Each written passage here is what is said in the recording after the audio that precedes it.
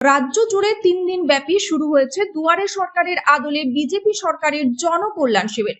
সোমবার যার আনুষ্ঠানিকভাবে সূচনা হয়ে গেল সমগ্র রাজ্য জুড়ে, সেই মতো এদিন নানুর কীর্ণাহারেও এই শিবির ঘিরে ছিল এলাকাবাসীদের উপচে পড়া সমাগম।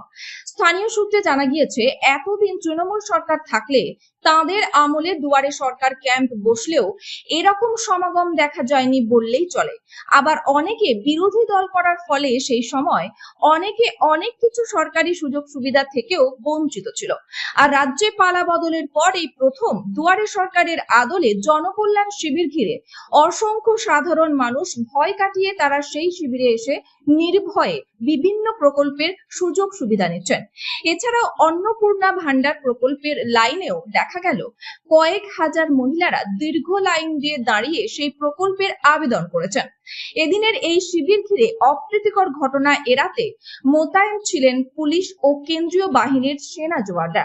এমনকি ভিড় সামাল দিতে রীতিমতো হিমশিম খেতে দেখা যায় প্রশাসনের আধিকারিকদের। নানুর থেকে Anukul Garai report, crime press, Bengal news.